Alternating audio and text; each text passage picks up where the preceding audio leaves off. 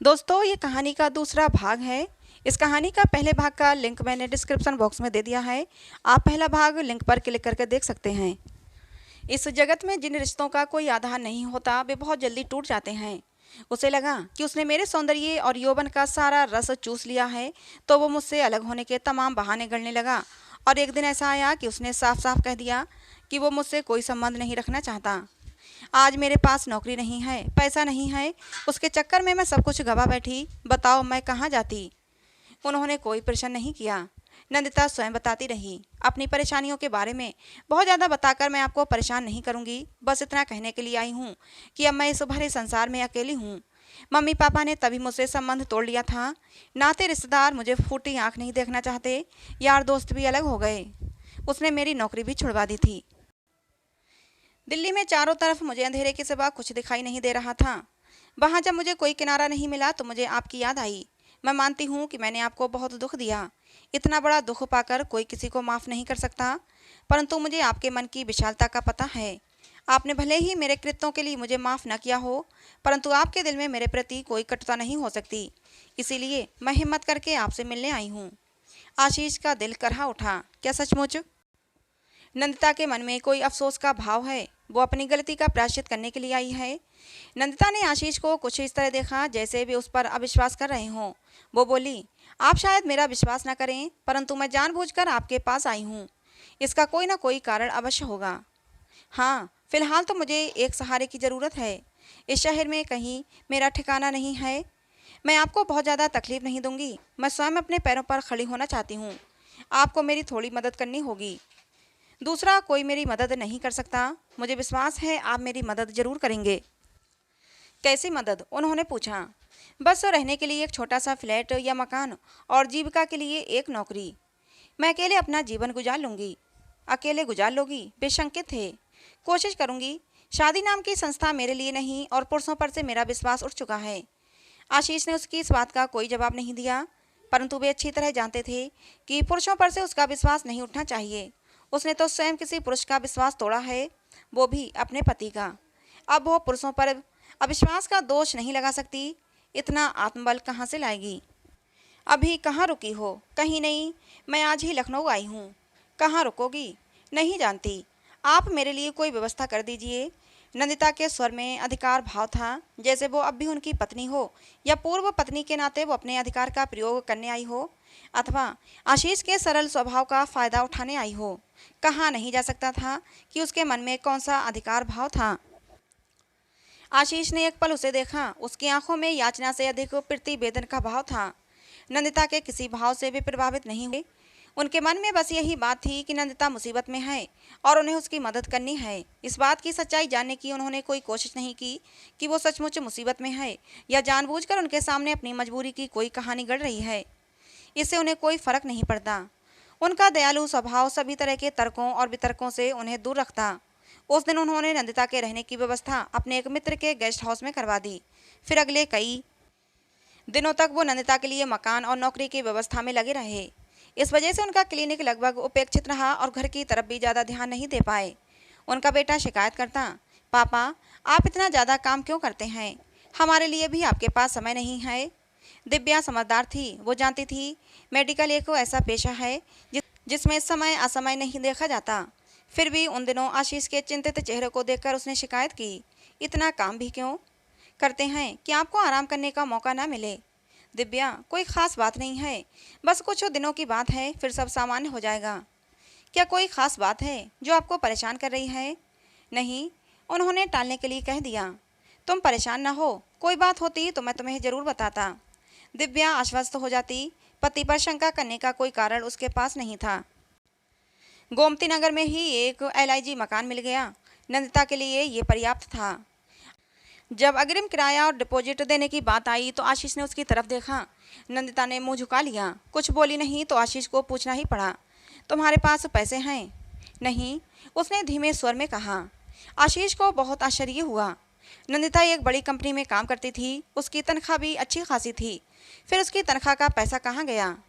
नंदिता जैसे आशीष का मंतव्य समझ गई, बोली, मैं आपको कैसे बताऊं?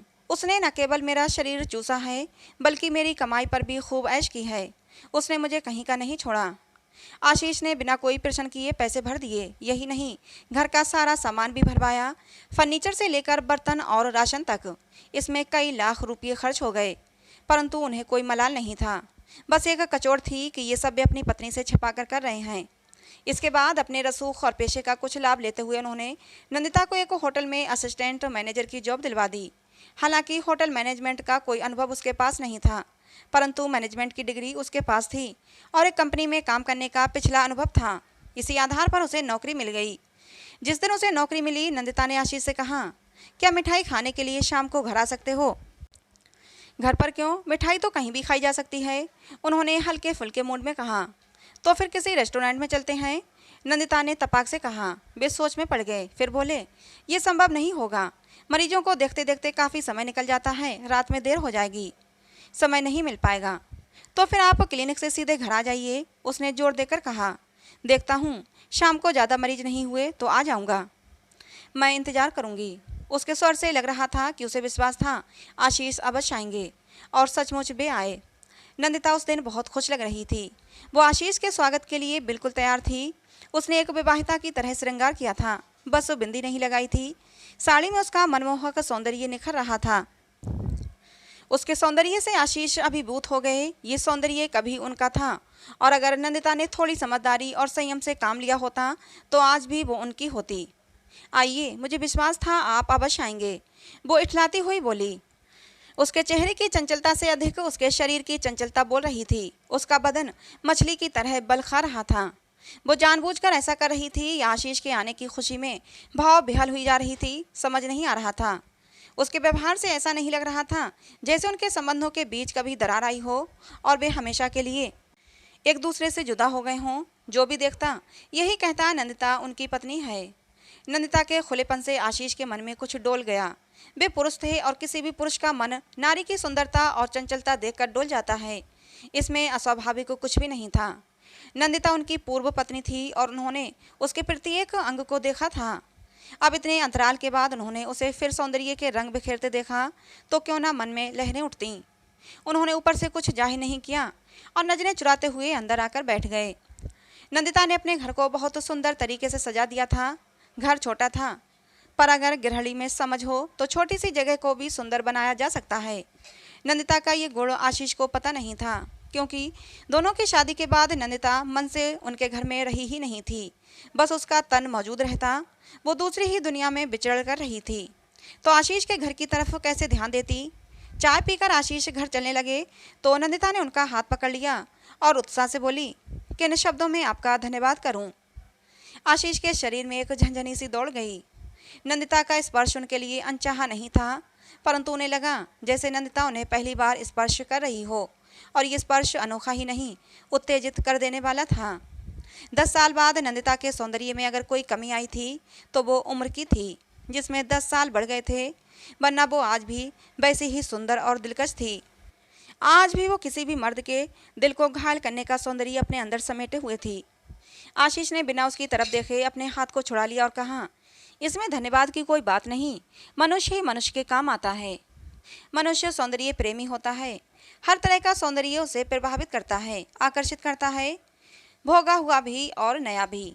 नंदिता का सौंदर्य आशीष के लिए नया नहीं था, परंतु आज वो बिल्कुल नई और अलग दिख रही थी।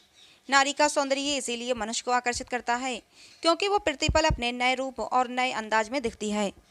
आशीष थोड़ा विचलित हो गए थे। घर आकर उन्होंने दिव्या को भरपूर निगाहों से देखा। वो भी उन्हें बिल्कुल नई नई सी लगी। सुबह की नर्म धूप में नहाई सी, खिलते फूलों की रंगत लिए, एक बच्चे की माँ थी, फिर भी उसके सौंदर्य में कोई कमी नहीं आई थी। वो एक डॉक्टर की पत्नी थी, उसने अपने आप को बहुत संभाल कर रखा था। वो तुलना करने लगे नंदिता और दिव्या में। दोनों का सौंदर्य एक दूसरे से अलग था। एक अपने परिवार के लिए पूरी तरह समर्पित थी तो दूसरी स्वच्छंद उड़ने वाली तितली, परंतु दोनों ही मनमोहक थीं। नंदिता को उन्होंने एक स्थायित्व प्रदान किया था, इस बात से उन्हें संतुष्टि प्राप्त होती थी, परंतु इस एहसास का बदला लेने का उनके मन में कोई विचार कभी नहीं आया था। वे उसे अपनी तरफ से फ़ोन भी नहीं करते थे, परंतु नंदिता जब तब दिन में 3-4 बार उन्हें फ़ोन न कर लेती, उसे चैन न पड़ता। वो मीठी मीठी बातें करती, कई बार पुरानी बातें खोदकर उनसे माफ़ी मांगती, ये जताने की कोशिश करती कि वह उनके प्रति ऋणी है और उनके एहसानों का बदला चुकाना चाहती है। वे हंसकर टाल जाते और अपनी तरफ से कोई प्रतिक्रिया जाहिर न करते, जिससे कि नंदिता को ये लगे कि वो उससे प्रतिदान की अपेक्षा रखते हैं।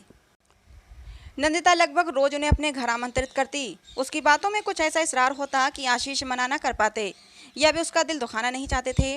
नंदिता अकेली है, इस शहर में उसका कोई सगा संबंधी नहीं। इस नाते वे उसे खुश करने के लिए रोज तो नहीं परंतु दूसरे तीसरे दिन उसके घर चले आते।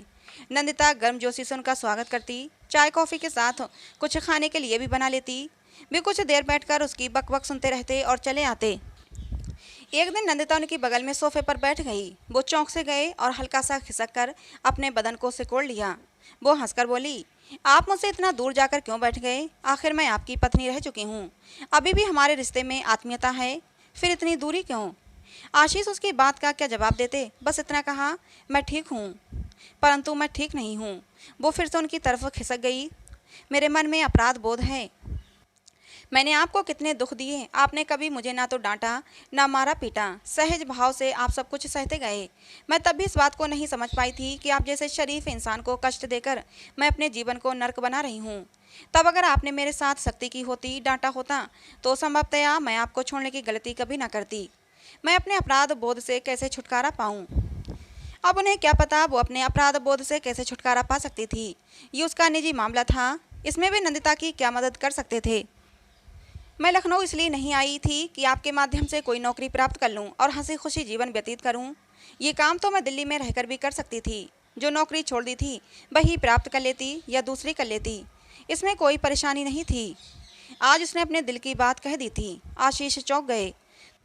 तो क्या वो केवल उनके लिए यहाँ आई थी? उसे कोई दुख और परेशानी नहीं थी? अच्छा, तो फिर? उन्होंने असहज भाव से पूछा। वे आगे बहुत कुछ पूछना चाहते थे पर नहीं पूछा। वे जानते थे कि उनके बिना पूछे ही वो सब कुछ उन्हें बता देगी। नंदिता का स्वभाव बहुत चंचल था। वो बहुत दिनों तक कोई बात अपने मन में छिपाकर नहीं रख सकती थी। नंदिता ने अपना दायां हाथ उनकी बाईं जांघ पर रख दिया और उसे हौले हौले सहलाने लगी।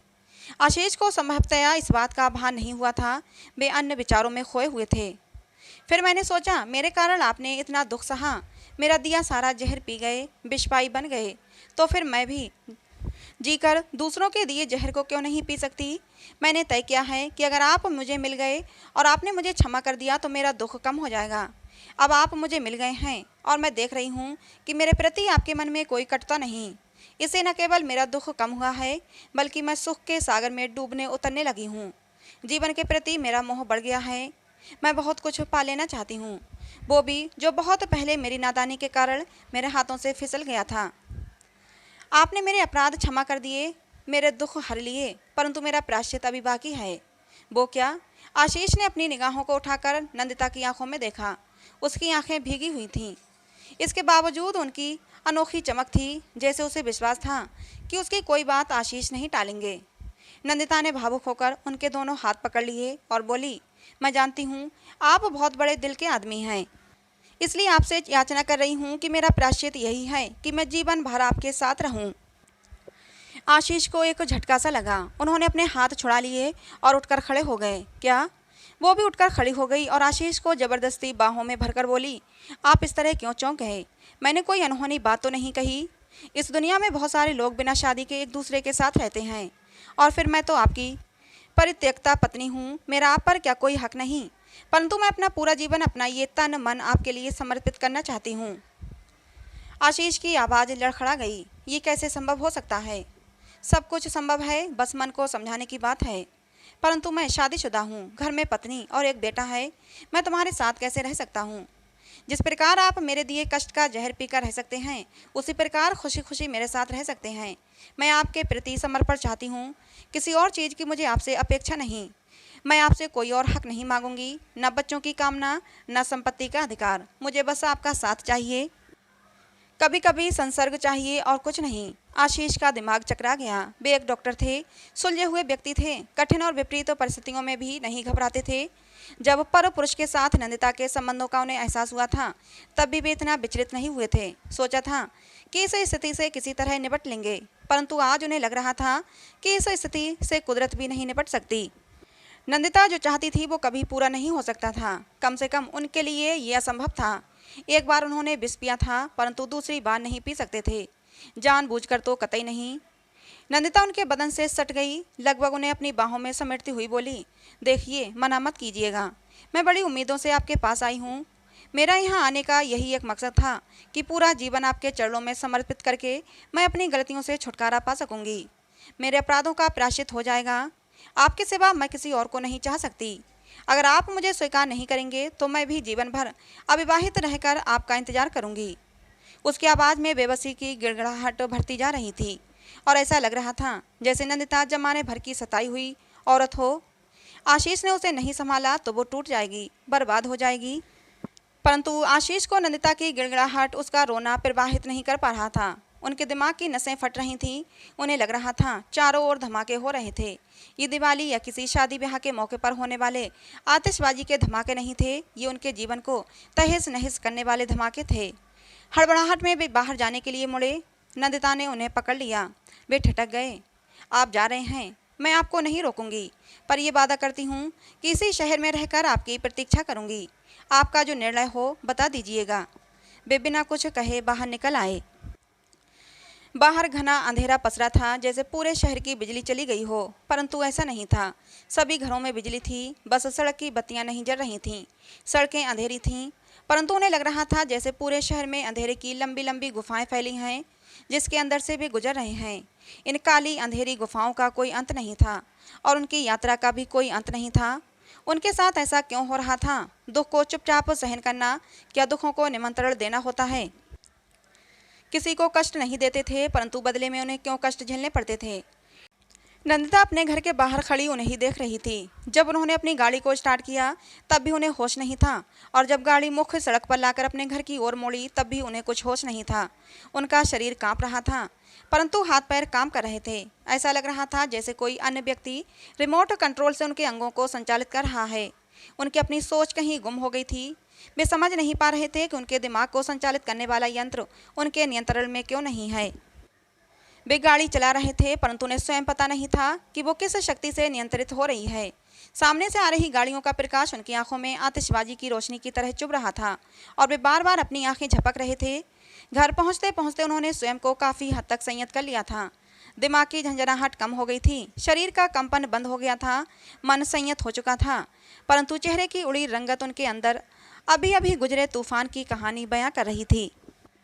वे चुपचाप घर के अंदर प्रवेश कर गए। वे चाहते थे कि एकदम से दिव्या का सामना ना हो, परंतु वो उन्हीं का इंतजार कर रही थी। रात काफ़ी हो चुकी थी, बेटा सो चुका था। दिव्या के पास उनके इंतजार के सिवा और कोई काम नहीं था। उनके पास तो हालत देखकर दिव्या तत्काल उठी और उनको सहारा देकर सोफे तक लाई। आप बहुत थक गए हैं, उसकी आवाज़ में चिंता झलक रही थी। उसने पति को सोफे पर बैठा दिया। आशीष ने एक नज़र दिव्या के चेहरे पर डाली और फिर आंखें बंद करके सोफे पर अपना सिर टिका दिया। दिव्या दौड़कर उनके लिए पानी ले आई। पानी का गिलास उनके हाथ में थमाते हुए बोली, लीजिए, पानी पी लीजिए। आप किसी की नहीं सुनते हैं। कितनी बार कहा कि कम मेहनत किया करो, मरीजों का आना कभी ख़त्म नहीं हो सकता। आप चाहे सारी रात क्लिनिक खोलकर बैठे रहें, क्या उनके चक्कर में खुद मरीज बन जाएंगे? आपकी सेहत ठीक नहीं रहेगी तो मरीजों को कैसे ठीक करेंगे, और फिर हम लोग कैसे खुश रह सकते हैं? वो उनके माथे को सहला रही थी। आशीष को बहुत अच्छा लग रहा था। दिव्या का स्पर्श आशीष को अंदर तक सुकून पहुंचा रहा था। देखिए तो, चेहरे पर कैसी मुर्दनी छाई हुई है, जैसे 10 दिनों से खाना न खाया हो। आशीष चुपचाप आंखें मूंदे रहे। दिव्या की एक एक बात तो उनके कानों में पड़ रही थी। वे उसकी बातों को सुन सकते थे, परंतु उत्तर नहीं दे सकते थे।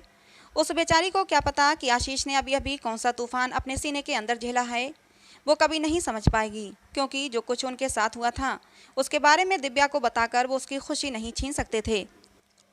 दिव्या का इस प्रसंग में कहीं कोई हाथ नहीं था। दूसरों की करनी की सजा वो क्यों भुगते? जो जहर वे पी रहे थे उसकी एक बूंद भी वो दिव्या के होंठों पर नहीं रख सकते थे।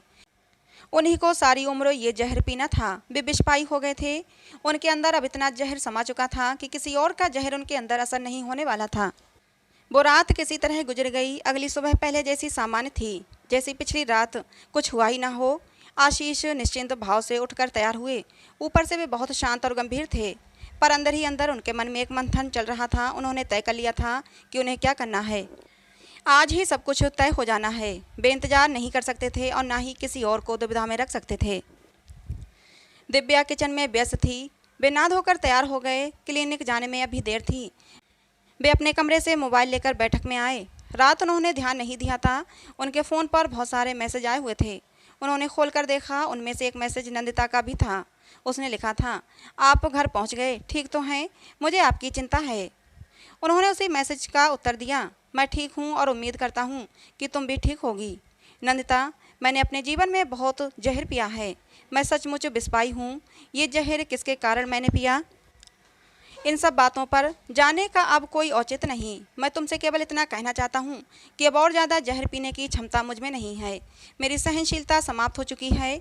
अब अगर मैंने एक बूंद भी जहर पिया तो मैं मर जाऊँगा। आशा है तुम मेरा आशय समझ गई होगी।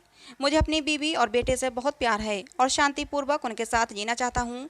मुझे जीने दो।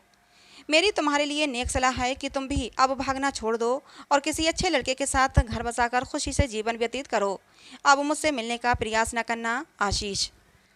नंदिता को मैसेज भेजने के बाद एक भारी बोझ उनके मन से उतर गया था। उनके मन में अब कोई संशय और चिंता नहीं थी। उनको ऐसा लग रहा था जैसे उनके अंदर जो विष का घड़ा 10 साल से रिस रिस कर बह रहा था, वो अचानक फूट कर बह गया हो और उसका जहर उनके शरीर से बाहर फैल गया हो। वो अब उनके शरीर पर असर नहीं कर रहा था।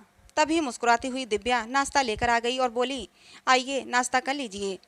वो नहा धो चुकी थी। साधारण कपड़ों में भी वो किसी परी की तरह लग रही थी। उन्होंने एक प्यारी सी मुस्कुराहट के साथ दिव्या को देखा, फिर मन ही मन खुश होते हुए डाइनिंग टेबल पर जा बैठे। तो दोस्तों, ये कहानी आपको कैसी लगी कमेंट बॉक्स में ज़रूर बताना। क्या आशीष ने जो फैसला लिया वो सही था? अपनी राय कमेंट बॉक्स में ज़रूर दीजिएगा। कहानी पसंद आई हो तो प्लीज़ लाइक करना। ऐसी और कहानियों के लिए हमारे चैनल को भी सब्सक्राइब करना। मिलते हैं दोस्तों अगली किसी नई कहानी में।